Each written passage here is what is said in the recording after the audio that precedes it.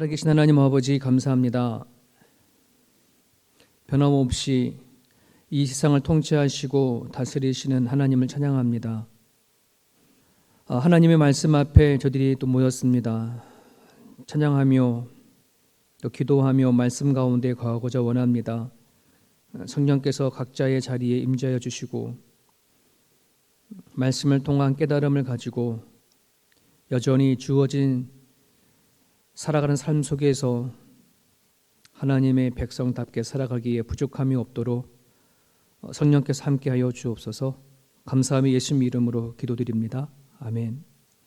이사야 63장 1절에서 14절까지의 본문입니다. 우리 63장 1절에서 우리 14절까지 같이 읽습니다. 에돔에서 오는 이 누구며 붉은 옷을 입고 보스라에서 오는 이 누구냐. 그의 화려한 의복 큰 능력으로 걷는 이가 누구냐. 그는 나이니 공의를 말하는 이요 구원하는 능력을 가진 이니라.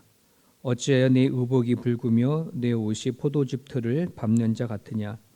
만민 가운데 나와 함께한 자가 없이 내가 홀로 포도즙 틀을 밟았는데 내가 노함으로 말미암아 무리를 밟았고 분함으로 말미암아 짓밟힘으로 그들의 선혈이 내 옷에 튀어 내 의복을 다 더럽혔음이니 이는 내 원수 갚는 날이 내 마음에 있고 내가 구속할 해가 왔으나 내가 본즉 도와주는 자도 없고 붙들어 주는 자도 없으므로 이상하게 여겨 내 팔이 나를 구원하며 내 분이 나를 붙들었음이라. 내가 노함으로 말미암아 만민을 밟았으며 내가 분함으로 말미암아 그들을 취하게 하고 그들의 선혈이 땅에 쏟아지게 하였느니라. 내가 여호와께서 우리에게 베푸신 모든 자비와 그의 찬송을 말하며 그의 사랑을 따라 그의 많은 자비를 따라 이스라엘 집에 베푸신 큰 은총을 말하니라. 그가 말씀하시되 그들은 실로 나의 백성이요 거짓을 행하지 아니하는 자녀라 하시고 그들의 구원자가 되사 그들의 모든 환난에 동참하사 자기 앞에 사자로 하여금 그들을 구원하시며 그의 사랑과 그의 자비로 그들을 구원하시고 옛적 모든 날에 그들을 드시며 안으셨으나 그들이 반역하여 주의 성령을 근심하게 하였으므로 그가 돌이켜 그들의 대적이 되사 친히 그들을 치셨더니 백성이 옛적 모세의 때를 기억하여 이르되 백성과 양떼의 목자를 바다에서 올라오게 하시니가 이제 어디 계시냐. 그들 가운데에 성령을 두신 이가 이제 어디 계시냐.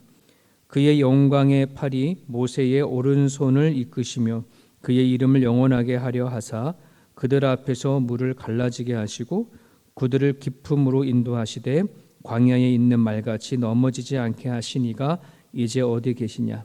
여호와의 영이 그들을 골짜기로 내려가는 가축같이 편히 쉬게 하셨도다. 주께서 이와 같이 주의 백성을 인도하사 이름을 영원롭게 하셨나이다 하였느니라. 아멘. 오늘의 말씀은 크게 두 내용으로 이루어지고 있습니다. 에돔 민족의 멸망을 예언하고 있고 또 하나는 백성을 향한 하나님의 사랑과 자비하심이 얼마나 큰지를 노래하고 있습니다.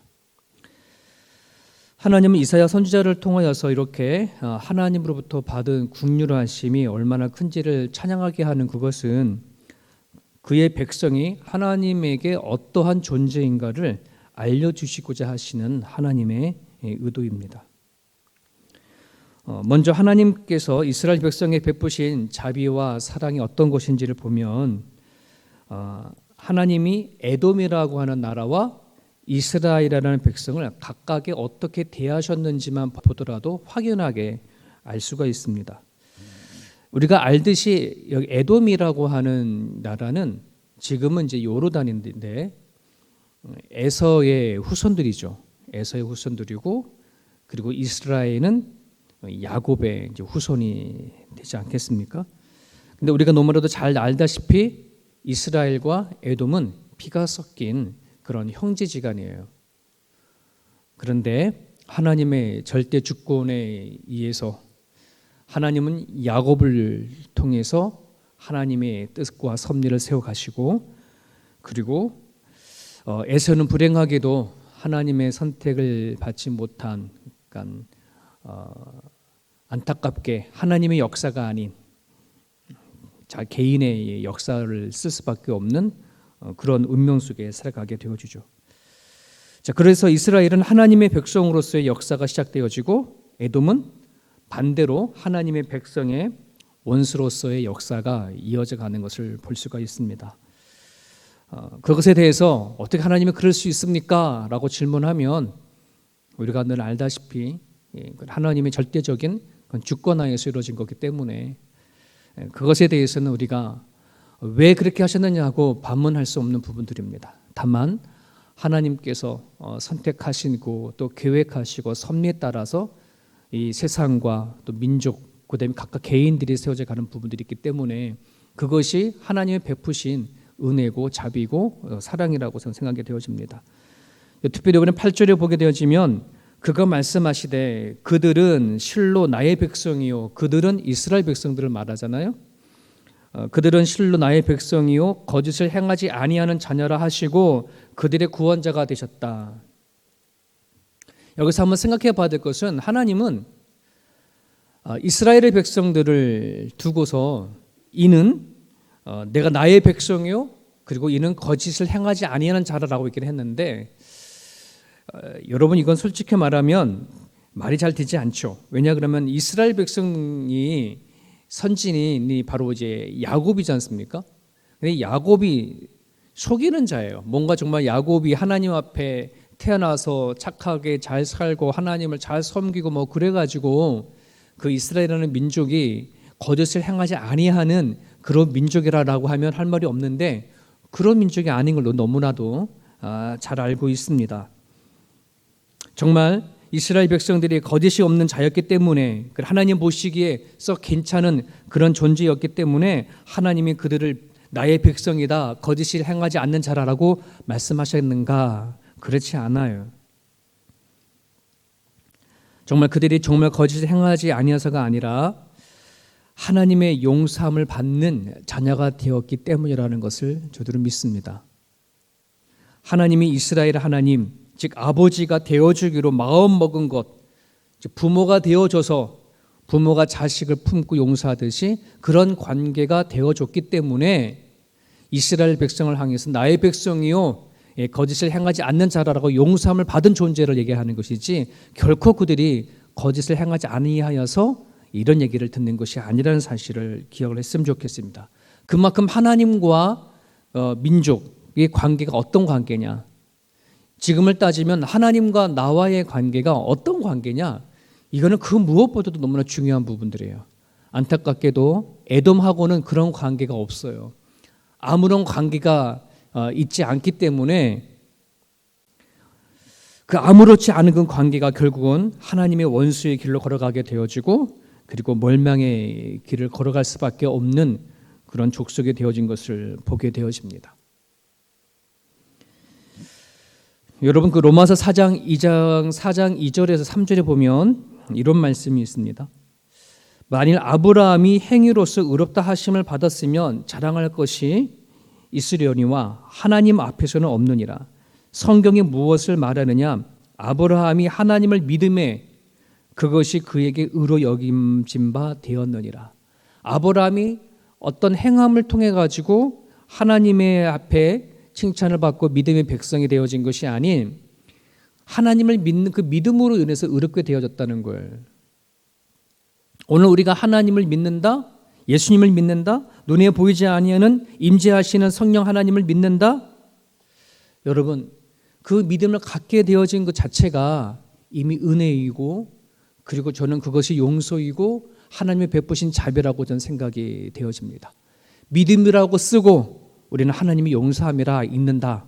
저는 그렇게 말씀드리고 싶은데 이것이 에돔과 이스라엘의 차이인 것처럼 오늘날 세상 사람들이 하나님을 알지 못하는 자와 하나님을 믿는 자의 차이는 이만큼 커요. 하나님과 어떤 관계 속에 있느냐 하는 그런 부분들. 오늘 우리들의 믿음이 우리를 구원하였고 그 믿음이 우리를 의롭다고 칭하였던 것이지 우리가 뭔가 결코 못된 짓을 하지 않아서 거짓말을 하지 않아서 하나님 보기에 다른 사람들보다 썩 괜찮아서 선택을 받았거나 또는 구원을 받은 게 아니라는 사실을 여러분 기억을 하셨으면 좋겠습니다.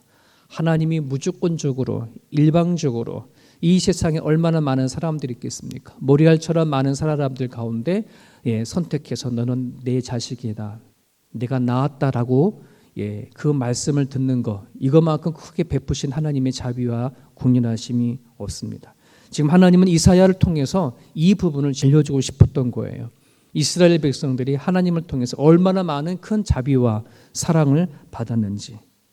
자, 두 번째로 살펴볼 부분들은 10절입니다. 10절에 보면 그들이 하나님의 백성들이죠. 자, 그들이 반역을 하였습니다. 반역하여 하나님이 그들을 백성으로 삼아주셨고 그들의 부모로서 그들을 아끼고 사랑했음에도 불구하고 하나님을 떠났다라는 표현이죠. 반역하여 주의 성령을 근심하게 하였으므로 그가 돌이켜 그들의 대적이 되사, 이스라엘 백성들을 편에서 구원자가 되어주셨는데 도리어 그들이 하나님을 반역함으로 말미암아 하나님이 그들의 대적이 되어주셨다는 말이에요. 구원자에서 대적자로. 그래서 친히 그들을 치셨다, 싸웠다, 이런 표현을 하고 있습니다. 하나님께 뒤돌아버리고 근심하게 하는 자기 백성들과 싸웠다는 얘기인데요. 이 말씀을 묵상하면서 그런 생각을 해봤습니다. 하나님이 굳이 이스라엘 백성들과 싸울 필요가 있나? 그냥 쳐버리면 되지. 마치 그 앞에서 포도 열매를 포도즙 틀에 넣고 짓밟아서 멸망시켜버렸던 에돔처럼 그렇게 쳐버려버리면 되지. 굳이 하나님이 이런 이스라엘 백성들과 싸울 이유가 무엇이 있나? 싸울 이유가 없죠. 하나님은 창조자고 그리고 이스라엘 백성들은 피조물이기 때문에 싸울 만한 가치가 되지가 않아요. 싸울 수 있는 건덕지가 되지 않아요. 하나님이 그냥 쳐버리면 끝나는 부분들이에요. 그렇지만 하나님은 그러지 아니하신다는 말입니다. 좀 전에 말씀드렸던 것처럼 하나님과 우리들의 관계는 부모와 자식 간의 관계만큼 깊은 관계로 맺어졌기 때문에 그렇습니다. 어제 말씀드린 바대로 야곱이 야복강 강가에서 천사와 씨름한다고 하셨을 때에 여러분, 사람이 천사와 씨름할 군번이 되나요? 그럴 수 없습니다. 야곱이 천사와 씨름해서 이겼다? 이길 수 있나요? 이길 수 없는 겁니다. 져준 겁니다. 오늘 어쩌면 하나님께서 당신의 백성들이 죄를 지고 반역을 했었을 때에 그냥 쓸어버리면 되어지는데 하나님이 그들과 싸웠다고 했었을 때에 그것은 그냥 싸워주신 거예요. 왜 그럴까요?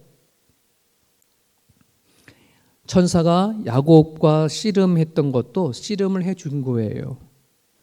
야곱에게 무엇인가 주고자 했던 하나님의 의도가 있기 때문에 그 한밤에 찾아본 그 이유가 있는 것처럼 여러분, 하나님께서 이스라엘 백성들과 싸우신 것은 이유가 있어요. 당신의 백성이기 때문에 무엇이라도 전달하고 싶은 것이 있기 때문에 무엇인가 가르쳐 주고자 원하는 무엇이 있기 때문에 그렇게 싸운 거 아니겠습니까? 싸워주신 것 자체가 이미 은혜라고 한다는 부분들을 기억을 했으면 좋겠습니다. 여러분, 천사와 야곱이 싸움했었을 때에 하나님은 야곱의 이름을 이스라엘이라고 바꿔주셨어요. 여러분, 하나님께서는 왜 이스라엘 백성들을 그냥 멸망시켜버리면 될 텐데 에돔처럼 쓸어버리면 될 텐데 왜 그렇게 하셨을까?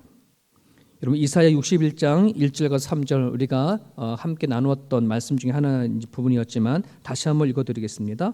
이사야 61장 1절 3절 주 여호와의 신이 내게 임하셨으니 이는 여호와께서 내게 기름을 부으사 가난한 자에게 아름다운 소식을 전하게 하려 하심이라. 나를 보내사 마음이 상한 자에게 자를 고치시며 포로된 자에게 자유를 갇힌 자에게 노임을 전파하며 여호와의 은혜의 해와 우리 하나님의 신원의 날을 전파하여 모든 슬픈 자를 위로하되 무릇 시온에서 슬퍼하는 자에게 화관을 주어 그 죄를 대신하며 희락의 기름으로 그 슬픔을 대신하며 찬송의 옷으로 그 근심을 대신하시고 그들로 의의 나무 곧 여호와의 심으신 바 그 영광을 나타낼 자라 일컬음을 얻게 하려 하심이라. 3절이 되게 중요한 메시지예요. 3절에 왜 하나님께서 그렇게 제 대신에 화관을 주고 근심 대신에 찬송 옷을 입히는 이유가 뭐냐?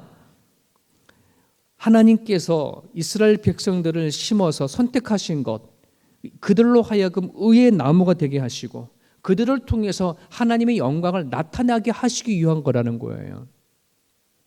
얼마든지 하나님은 이스라엘을 쳐버리고 멸망시켜버릴 수 있을 겁니다. 하지만 다시 그들을 회복하시고 찾아와 주시고 그들의 죄악의 길을 떠났음에도 불구하고 다시 붙잡는 그 이유는 뭐냐면 그들이 그런 하나님을 발견하고 경험하고 알므로 말미암아 그들이 살아간 삶의 현장 가운데 하나님의 영광, 하나님의 사랑, 하나님의 베푸신 자비가 무엇인지 드러내게 하기 위해서라고 한다는 것입니다. 여러분, 하나님께서 오늘 우리를 믿음의 사람으로 세우시고 또 성도로 구분하여서 너는 내 자신의 자녀라라고 하신 그 이유는 우리가 이 땅에 살아갈 때에 하나님이 나에게 어떤 하나님이신 것을 드러내기 위해서 우리를 그렇게 선택하셨던 사실을 기억하셨으면 좋겠습니다. 그러기에 우리는 살아갈 때에 좋은 일이든 아니면 그렇지 아니하는 일이든 여러 어떠한 상황 가운데 안에서도 하나님이 나에게 그 순간순간마다 어떻게 다가와 주셨고 또 어떤 일을 하셨는지를 우리는 드러내야만 살아가야 하는 것, 이게 바로 우리가 하나님 앞에 선택받은 그런 존재입니다. 여러분, 하나님은 우리들의 구원자이십니다. 하지만 때로는 여러 가지 모양으로 우리를 대적자로 와 닿을 수도 있을지도 모르겠습니다. 우리와 싸울 수도 있을지 모르겠습니다. 그럴 때에 오늘 본문엔 이스라엘처럼 도대체 하나님은 어디 있습니까? 라고 원망하거나 도대체 나와 함께 인도하셨던 그 하나님은 어디 있습니까? 라고 외치지 마시고 도대체 하나님은 이 일을 통해서 나에게 무엇을 알게 하려 하시는가, 무엇을 깨닫게 하려 하시는가 하는 그 질문을 던지고 하나님 앞에 나아가셨으면 좋겠습니다. 그렇지 아니하면 오늘 이스라엘 백성들처럼 슬픔에 잠겨서 하나님께서 예전에 우리를 푸른 초정으로 인도하지 않으셨습니까? 우리를 통해서 수많은 능력과 우리들에게 수많은 힘을 주지 않으셨습니까? 그런 하나님이 도대체 어디 계십니까? 하는 그러한 말을 하지 않게 되어집니다. 오늘 성경에 나와 있던 말씀처럼 하나님은 우리가 고난 가운데 있든 시련 가운데 있든 또 우리가 즐겁고 행복한 자리에 있든 하나님은 항상 그 자리에 함께 계심을 얘기를 하고 있습니다. 내가 모든 환난이 상황 속에 있다 할지라도 하나님 그 환난 가운데 동참하시는 분이 바로 우리의 하나님이라는 사실을 여러분은 기억을 하시길 바랍니다. 우리가 하나님을 버리지 않는 이상, 내 안에 있는 믿음을 저버리지 아니하는 이상 하나님은 결코 우리를 버리지 아니하시고 떠나지 아니하신다는 사실을 여러분 기억하셨으면 좋겠습니다. 특별히 여러분 그 다윗의 그 유명한 시편 23편 아시죠? 거기 4절에 말씀이 이렇습니다. 내가 사망의 음침한 골짜기로 다닐지라도 해를 두려워하지 아니할 것은 주께서 나와 함께 하심이라. 주의 지팡이와 막대기가 나를 안위하시나이다. 우리가 하나님의 자녀로 인생을 살아갈 때에 본의 아니게 겪게 되어지는 사망의 음침한 골짜기를 다니게 되어진다는 말인데요. 내가 길을 잃어서 사망의 골짜기를 가게 되어지든 아니면 믿음의 성장의 하나의 과정으로 내가 사망의 골짜기를 걷게 되어지든 여러분 그럴 때에 도대체 하나님 어디 계십니까? 라고 하는 질문이 아닌 그 자리에서 나와 동행하시는 하나님을 찾고 구할 때에 그 자리에서 우리를 주의 지팡이와 막대기로 인도하시고 보호하시는 하나님을 경험할 것이라고 하는 그런 신앙의 고백입니다. 그런 부분들 안에서 여러분 오늘 이 말씀을 잘 기억을 하셨으면 좋겠습니다. 비록 우리가 죄와 허물이 많은 그런 존재이지만 하나님의 앞에 선택받아서 믿음을 갖게 되어진 존재라는 것, 저와 여러분들 가운데 믿음이 존재하는 한, 근데 여러분 우리의 가운데 예수님이 있는 한 우리는 하나님의 자녀이라고 한다는 것을 증거하는 그런 증거입니다. 그렇기 때문에 살아간 삶의 현장 가운데에 하나님의 자녀로서 결코 하나님 우리 버리지 아니하시고 우리 힘들고 어려운 가운데 안에서도 지켜내신다는 사실을 여러분 기억을 하셨으면 좋겠습니다. 그때마다 하나님께서 나에게 하시고자 하시는 것이 무엇인가? 그때마다 하나님께서 나를 통해서 드러내시고자 원하시는 영광이 어떤 것인가를 하나님 앞에 구하고 기도할 수 있었으면 좋겠습니다. 팬데믹 가운데에 길어지는 이 상황 가운데 우리들의 마음이 때로는 우울할 수도 있고 또 여러 가지 삶으로 지칠 수도 있을지는 모르겠습니다. 하지만 하나님은 또 이때를 위해서 우리에게 믿음을 주시지 않았나 생각이 되어집니다. 여러분 주신 그 믿음을 가지고 그럼에도 불구하고 살아간 삶의 현장 가운데 하나님의 모습, 영광을 드러내고 하나님의 자녀로 살아내줄 수 있었으면 좋겠습니다. 그래서 여러분들이 매일같이 영상 앞에 모여서 기도하고 예배드리는 그 자체가 기쁨이 되어지고 또 소망이 되어지는 그런 시간들 되어줬으면 좋겠습니다. 주신 말씀 붙잡고 우리 같이 기도하겠습니다.